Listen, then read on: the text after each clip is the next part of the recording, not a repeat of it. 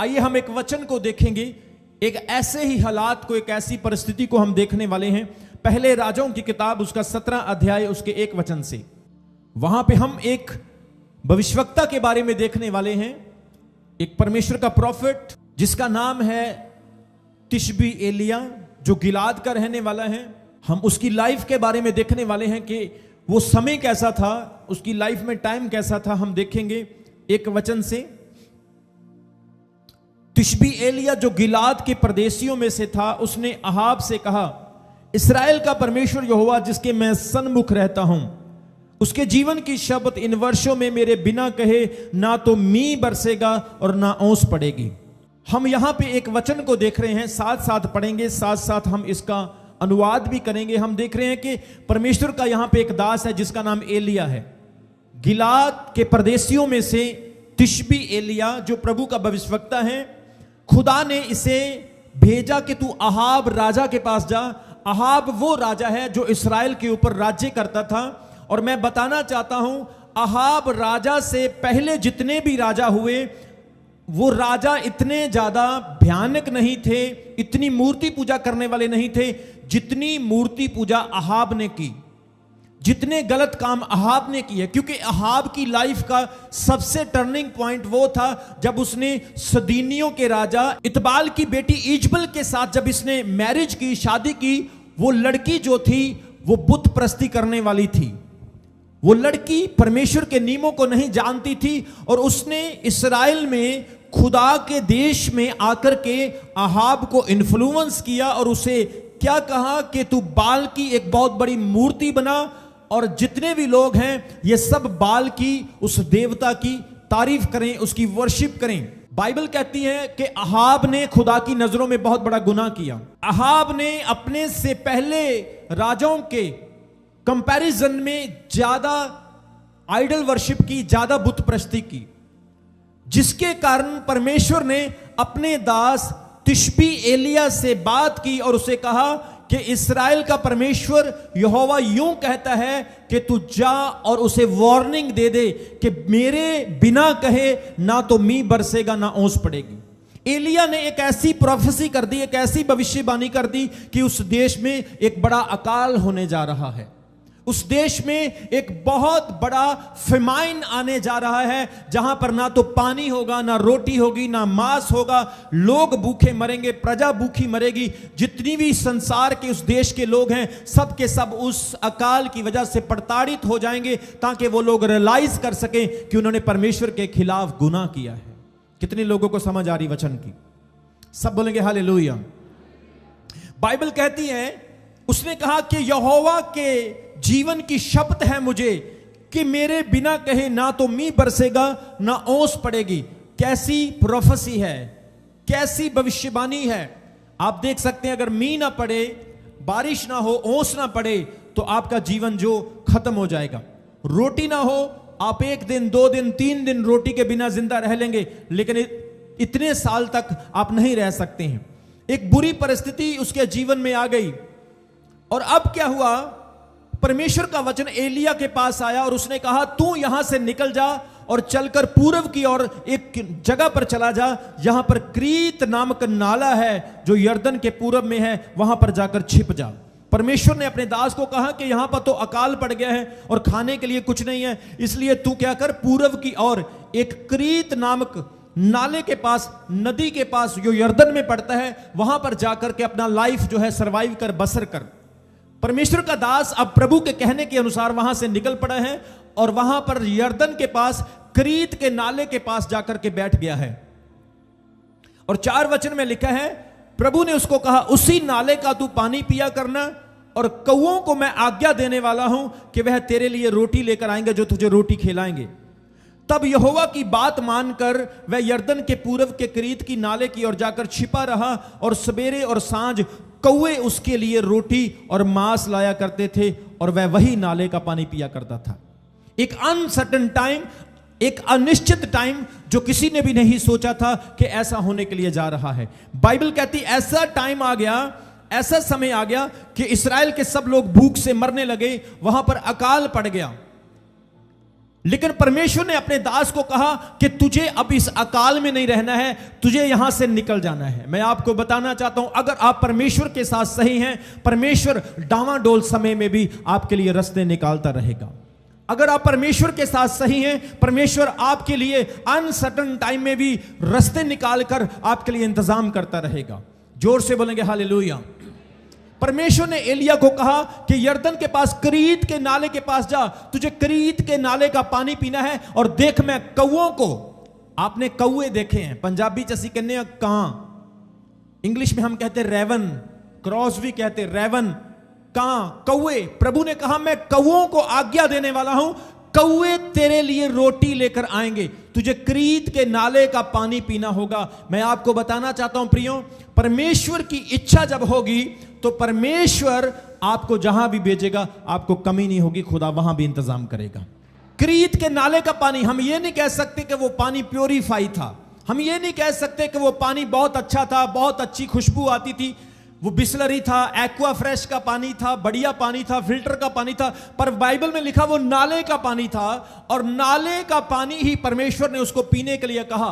प्रभु ने उसे कहा जब सब तरफ अकाल पड़ा हुआ है, जब दुनिया भूखी मर रही है, जब लोग त्रय त्रय कर रहे हैं, तू मेरा नबी है, तू मेरा दास है, तू वहां पर जा, तुझे पानी की घटी नहीं होगी। सब बोले हालेलुया। आज मैं आपको बताना चाहता हूं, दुनिया में हालात कैसे भी हों, लेकिन आप प्रभु के साथ वफादार बने रहें। अनसर्टेन टाइम में, डावाडोल समय में आप परमेश्वर के साथ बने रहें। आपकी जेब में जब पैसा होता है तब तो सब दोस्त बन जाते हैं। आपके पास जब अच्छा घर, अच्छी गाड़ियां होती है, पीने के लिए, खाने के लिए सब कुछ होता है, तब तो सब दोस्त बन जाते हैं। लेकिन जब आपकी लाइफ में बुरा टाइम आता है, आपको सब छोड़कर चले जाते हैं। मैं आपको बताना चाहता हूं प्रियो, मैंने अपनी सेवकाई में देखा है, जब जब खुदा मुझे ऊंचा उठाता रहा, जब जब खुदा मुझे ब्लेस करता रहा, लोग मेरे करीब आए हैं। लेकिन जब मेरे ऊपर दुख आया है, जब मेरे ऊपर परीक्षा आई है, लोग छोड़कर गए भी हैं। लेकिन मैं आपको बताना चाहता हूं, जो आपकी मुश्किलों में आपके साथ खड़े हैं, वो आपकी बरकतों में भी आपके साथ होंगे। और जो लोग आपकी मुश्किलों में आपके साथ नहीं है, वो आपकी ब्लेसिंग्स में भी आपके साथ नहीं है। जो आपकी भूख में आपके साथ नहीं है, वो सजे हुए टेबल पर बैठने के भी लायक नहीं है। इसलिए बाइबल क्या कहती है, एलिया को प्रभु ने कहा तू करीत के नाले का पानी पीना। एलिया ने नखरे नहीं किए, एलिया ने अपना एटीट्यूड नहीं दिखाया। उसने कहा परमेश्वर ठीक है, जो तू कह रहे हैं मैं मानने के लिए तैयार हूं। जब आप प्रभु की आज्ञा के अनुसार चलते हैं तो परमेश्वर आपको घटी नहीं रहने देता है। उसकी आज्ञा हमारे लिए सबसे बड़ी है, उसकी कमांडमेंट हमारे लिए उचित है और हमारे भले के लिए है। और उसने कहा मैं कौओं को, मैं कावां नू ये आज्ञा दंदा हां कि कां तेरे वास्ते रोटी लेके आएंगे। कौए सुबह और शाम को एलिया के लिए मीट लेकर आते थे। इंग्लिश की बाइबल में लिखा मीट लेकर आते थे। वाह, लोग भूखे मर रहे हैं और खुदा के नबी मीट खा रहे हैं। देखो हैं, ये परमेश्वर का प्रोविजन है, ये परमेश्वर का इंतजाम है। अनसर्टेन टाइम में जब आप वफादार रहते हैं, ये परमेश्वर का इंतजाम है। वो आपको बेस्ट से बेस्ट देने वाला परमेश्वर है। उसने कहा मैं कौओं को आज्ञा देता हूं। परमेश्वर जानवरों से काम लेता है, वो गधों से काम लेता है, पक्षियों से काम लेता है, कौओं से काम लेता है। कितने लोगों ने कितने जनों ने पढ़ा है कि नूह के समय में उसने कबूतर से काम लिया था। कितने लोगों ने पढ़ा था नूह के समय में उसने कौए से काम लिया था, बिलाम की गधी से काम लिया था, यीशु मसीह ने गधी के बच्चे से काम लिया था। कितने जनों ने पढ़ा यहां पे परमेश्वर कौओं से काम ले रहा है, कौए उसके लिए रोटी लेकर आ रहे हैं। आपको पता है कौआ एक ऐसा पक्षी है जो कभी किसी को रोटी देता नहीं पर उससे छीनता है। जब हम छोटे होते थे तो हम देखते थे कौए हाथों से रोटी छीन कर ले जाते थे। कई गांवों में हमने देखा बच्चे रोटी खाते थे और कौए ठूंगा मार के ऐसे उठा के ले जाते थे। कौए कभी रोटी नहीं देते, लेकिन हमारा परमेश्वर ऐसा इंतजाम करता है, वो ऐसे पक्षियों के नेचर को भी चेंज कर देता है। वो ऐसे पक्षियों को भी अपने काम के लिए इस्तेमाल करता है। जोर से बोलेंगे हालेलुया। क्या हुआ? उसने कहा मैं कौओं को आज्ञा दे रहा हूं। देखो, जानवर भी प्रभु का कहना मानते हैं, लेकिन यहां पे कुछ ऐसे लोग बैठे हैं जो प्रभु की बात ही नहीं सुनते। कौवे भी प्रभु की बात सुनते हैं, जानवर भी उसकी बात को मानते हैं, क्योंकि जानवरों को पता है ये हमारा बनाने वाला हमसे बात कर रहे हैं। लेकिन कुछ इंसान ऐसे जो खुदा की बात नहीं मानते। लेकिन प्रभु के वचन में क्या लिखा है? कौवों की ड्यूटी उसने लगा दी। अब अकाल का टाइम है। कितने लोगों को समझ आ रही है आज के वचन की? अकाल का टाइम है, रोटी तो है नहीं। अगर कौवे भी रोटी लेकर आएंगे तो कहां से लेकर आएंगे बताओ? मेरे घर में रोटी पकेगी तो ही तो कौवे लेकर जाएंगे। अगर मेरे घर में अकाल पड़ा है तो रोटी कहां से आएगी? पूरा देश तो भूखा मर रहा है भाई, खाना कहां से आएगा? मैं आपको बताना चाहता हूं, उस देश के किसी भी घर में रोटी नहीं थी, उस देश के किसी भी व्यक्ति के पास खाना नहीं था, लेकिन एक ऐसी जगह थी जहां पर खाना बनता था, वो था राजा का महल। और कौवे क्या करते थे? राजा के महल में जाते थे और परमेश्वर के दास के लिए वहां से रोटी लेकर आते थे।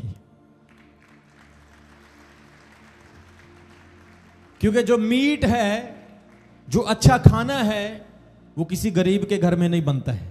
वो किसके घर में बनता है? राजा के घर में। कौवों को पता है रोटी कहां से लेकर आनी है। उनको पता है प्रभु ने आज्ञा दी है, कैसे ना कैसे इंतजाम करना है। और याद रखो, खुदा के लोगों की जो जरूरतें होती हैं, खुदा उसे कैसे पूरा करता है आप देख सकते हैं। प्रभु के वचन में लिखा है कि कौवे राजा के महल से रोटी लेकर आते थे और परमेश्वर के दास को देते थे। हैरानी की बात है, पूरे देश में अकाल पड़ा है, लोगों के पास खाने के लिए कुछ नहीं है, और कौवे कहां से रोटी लेकर आएंगे जब लोगों के घर में रोटी नहीं है? पर मैं आपको बताना चाहता हूं कि कौवे राजा के महल में जाते थे, वहां से रोटी लेकर आते थे और परमेश्वर के दास को देते थे। जब आप आगे पढ़ेंगे, वहां पे लिखा है, एक ऐसा समय आया कि कुछ दिनों के बाद उस देश में वर्षा बारिश ना होने के कारण क्या हुआ? नाला भी सूख गया। जिस नदी का पानी परमेश्वर का दास तिशबी एलिया पी रहा था, वो पानी भी सूख गया। अब देखो प्रभु का दास क्या करेगा, कहां जाएगा? एक भविष्यवाणी करने वाला ही भूखा मरने लगा, प्यासा मरने लगा, तो उसकी लाइफ का क्या फायदा? परमेश्वर कैसे उससे काम लेगा? बाइबल कहती है कि वो पानी सूख गया। आज परमेश्वर कहता है आपकी लाइफ में भी पानी सूख चुका हो सकता है, आपके जीवन में भी ड्राइनेस हो सकती है, आपकी लाइफ में भी आपको ऐसा लग रहा है पानी सूख गया, अब क्या होगा? पर मैं आपको बताना चाहता हूं, एक द्वार आपके लिए बंद होगा, परमेश्वर अगला द्वार आपके लिए खोलकर रखने वाला परमेश्वर है।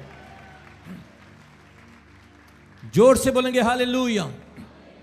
एलिया जानता था मेरा परमेश्वर महान है, मेरा प्रभु मेरे लिए इंतजाम करेगा। बाइबल कहती है उसके लिए एक द्वार बंद हुआ, वो नाला सूख गया, और 8 वचन में फिर परमेश्वर का वचन उसके पास आता है और कहता है, चलकर सिदोम के सारपत नगर को चला जा, सुन वहां मैंने एक विधवा को तेरे खिलाने की आज्ञा दी हुई है। एक द्वार बंद हुआ, दूसरा खुल गया। कई बार हम कहते हैं यार ये काम नहीं बना, अब मैं हिम्मत छोड़ दूंगा, करना ही नहीं अब।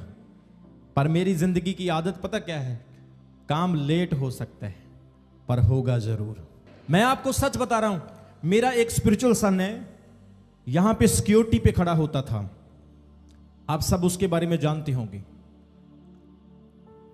उसने कनाडा का वीजा अप्लाई किया, बोला अपोस्टल जी मैंने वीजा अप्लाई किया। मैंने बोला अच्छी बात है।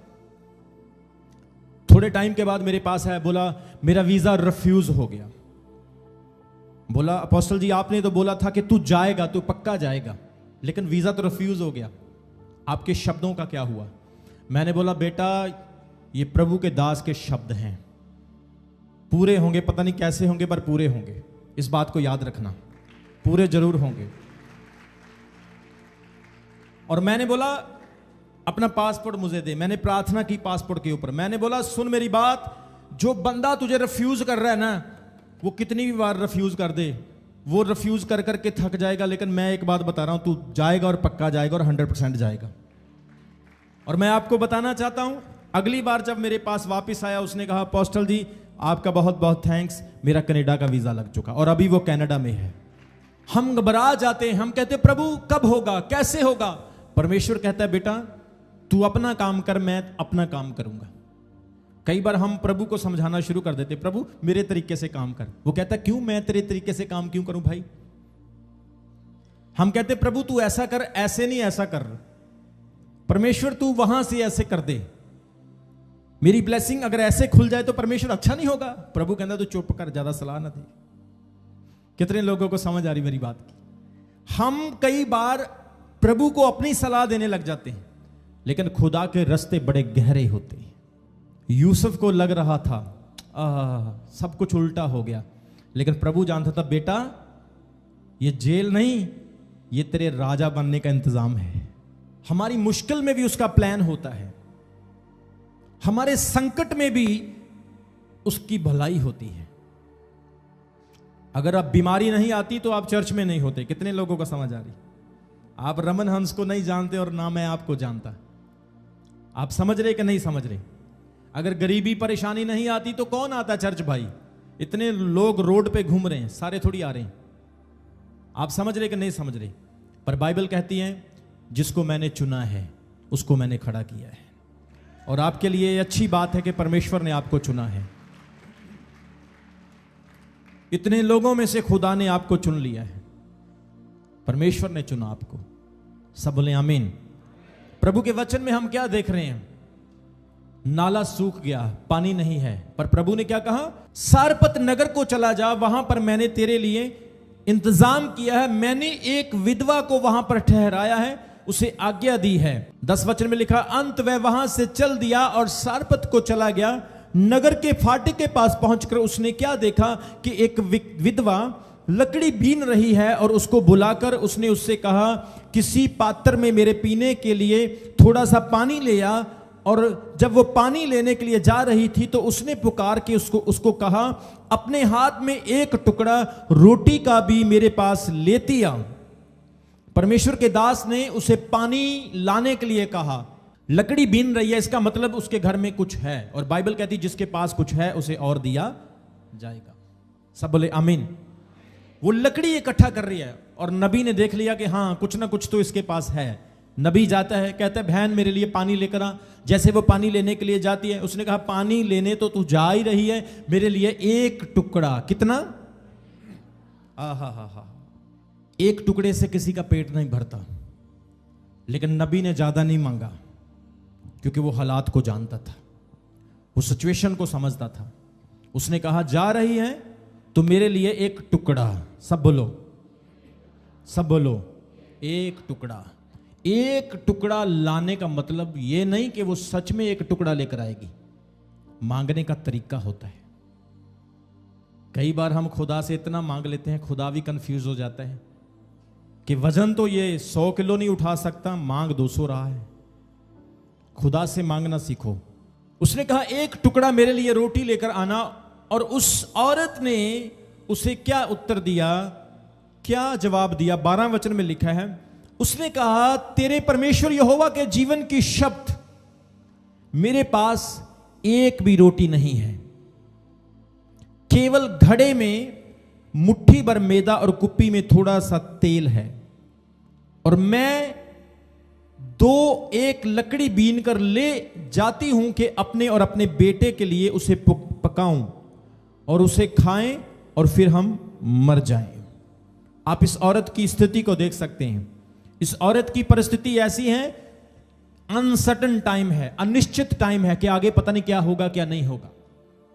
इसने अपना फ्यूचर भी देखा हुआ है कि सिर्फ थोड़ा सा आटा है और कुप्पी में थोड़ा सा तेल है, बस एक ही रोटी बनेगी, पकाएंगे, मैं और मेरा बेटा खाएंगे और बाद में मर जाएंगे।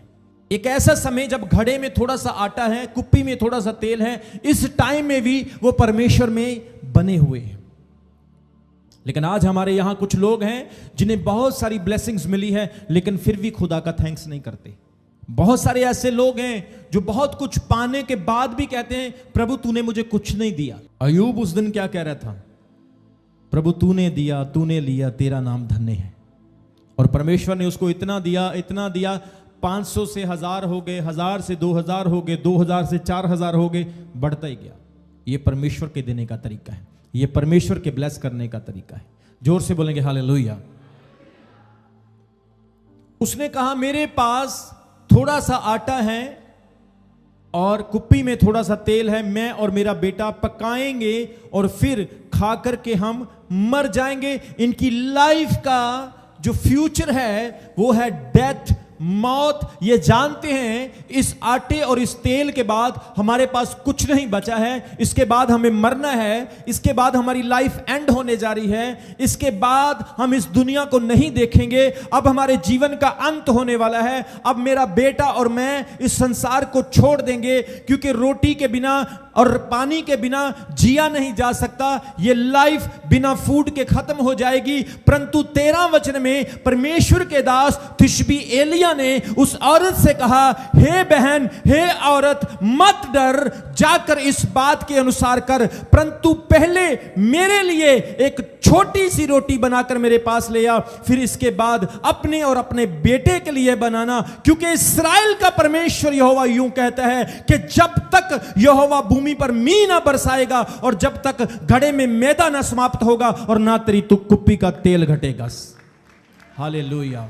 वो अपने लिए सोच रही है कि मौत आने वाली है, वो अपने लिए सोच रही है कि फ्यूचर नहीं है, पर प्रभु के दास ने कहा जो मैं कह रहा हूं पहले वो कर। आज मेरा परमेश्वर आपको यह संदेश देता है, दुनिया क्या कह रही है, आपके लिए क्या हो रहा है, ये मत सोचो, पर पहले प्रभु के लिए करो। बस पहले प्रभु के लिए करो, पहले परमेश्वर के राज्य के लिए सोचो। मैथ्यू 6:33 से पहले परमेश्वर के राज्य को खोजो। जोर से बोलेंगे हालेलुया। वो कह रही हम मरने वाले हैं। उसने कहा डर मत, घबरा मत, जो मैंने कहा उसके अनुसार कर, पहले रोटी मेरे लिए बना करके लेकर आ, क्योंकि परमेश्वर यहोवा ने मुझे कहा है कि इस अकाल के समय में ना तेरे घड़े से मैदा खत्म होगा और ना तेरी कुप्पी से तेल खत्म होगा। वचन में लिखा उस औरत ने परमेश्वर के दास के वचन के अनुसार किया। वो उसके लिए रोटी बनाकर लेकर आई। 3.5 साल का अकाल था। परमेश्वर ने ऐसी बरकत उस औरत के घर में दी, ना उसके घड़े से मैदा खत्म हुआ और ना उसकी कुप्पी से तेल खत्म हुआ। उसका खानदान, वो लड़का, उसकी मां और एलिया नबी जब तक अकाल था उसी तोड़े से, उसी मटके से खाते रहे, उसी कुप्पी का तेल इस्तेमाल करते रहे, लेकिन उनको घटी नहीं हुई। परमेश्वर ने ऐसी बरकत डाली, जिस तरह से यीशु मसीह ने 5 रोटी और 2 मछली को बढ़ा दिया, जिस तरह से एलीशा नबी ने तेल की ब्लेसिंग उस घर में दे दी, उसी प्रकार से एलिया ने उस मटके में, उस कुप्पी में इतनी बरकत दे दी कि 3.5 साल तक ना तो तेल खत्म हुआ ना आटा खत्म हुआ। वो खाते रहे, आनंद लेते रहे। दुनिया मर रही थी, लोग भूखे हो रहे थे, पापी लोग तड़फ रहे थे, परमेश्वर का मजाक उड़ाने वाले दुख भोग रहे थे, लेकिन प्रभु की उपासना करने वाले अनिश्चित टाइम में, अनसर्टेन टाइम में भी खुदा का धन्यवाद कर रहे थे, खा रहे थे और आनंद कर रहे थे। कुछ लोग कह रहे वायरस आ गया, लेकिन परमेश्वर की आत्मा ने कहा यह वायरस परमेश्वर के लोगों का कुछ भी नहीं बिगाड़ पाएगा। जब आप अनसर्टेन टाइम में, अनिश्चित समय में परमेश्वर के साथ उसकी सेवा करते रहते हैं, आपको घटी नहीं आने देगा। परमेश्वर आपको कमी नहीं होने देगा। बाइबल में लिखा है इस औरत ने एक भलाई का काम किया, इस औरत ने एक बहुत बड़ा काम किया कि इसने परमेश्वर के दास की बात को माना और उसके लिए खाना बनाया, उसके लिए हॉस्पिटैलिटी की, और परमेश्वर ने इस औरत को ब्लेस किया। मैं आपको बताना चाहता हूं आगे जाकर इस औरत की लाइफ में एक बहुत ही भयानक टाइम आ गया। 17 वचन में पढ़ेंगे, वर्ष 17 वचन में 17। इन बातों के बाद उस स्त्री का बेटा जो घर की स्वामिनी थी रोगी हुआ, और उसका रोग यहां तक बढ़ा कि उसका सांस लेना बंद हो गया। तब वह एलिया से कहने लगी, हे परमेश्वर के जन, मेरा तुझसे क्या काम? क्या तू इसलिए मेरे यहां आया है कि मेरे बेटे की मृत्यु का कारण हो और मेरे पाप का स्मरण दिलाए? उसने उससे कहा, अपना बेटा मुझे दे दे। तब उसने उसे अपनी गोद में लेकर उस अटारी पर ले गया जहां पर वह स्वयं रहता था और अपनी खाट पर लिटा दिया। तब उसने यहोवा को पुकार कर कहा, हे मेरे परमेश्वर यहोवा, क्या तू इस विधवा का बेटा मार डालकर जिसे यहां मैं टिका हूं, इस पर भी विपत्ति ले आया है? तब वह बालक पर 3 बार पसर गया और यहोवा को पुकार कर कहा, हे मेरे परमेश्वर यहोवा, इस बालक का प्राण इसमें फिर से डाल दे। एलिया की यह बात यहोवा ने सुन ली और बालक का प्राण उसमें फिर आ गया और वह जी उठा। तब एलिया बालक को अटारी पर से नीचे ले गया और एलिया ने यह कहकर उसकी माता के हाथ में सौंप दिया, देख तेरा बेटा जीवित है। स्त्री ने एलिया से कहा, अब मुझे निश्चित हो गया है कि तू परमेश्वर का जन है और यहोवा जो वचन तेरे मुंह से निकालता है वह सच होता है। इस औरत की लाइफ में एक ऐसा टाइम आ गया कि इसका बेटा मर गया, इसके बेटे की डेथ हो गई। बाइबल कहती है परमेश्वर के दास ने, नबी ने इसको कहा कि मेरे पास अपने बेटे को दे दे। वो अटारी में छत के ऊपर ले गया और 3 बार उसके ऊपर पसर कर इसने प्रार्थना की। उसकी सांसें बंद हो गई थी। 3 बार पसर कर। आपको पता है 3 बार क्यों पसरा गया? क्यों परमेश्वर के दास ने 3 बार लड़के के ऊपर पसर कर प्रार्थना की? आपको पता यीशु मसीह ने गतसमनी बाग में कितनी बार प्रार्थना की थी?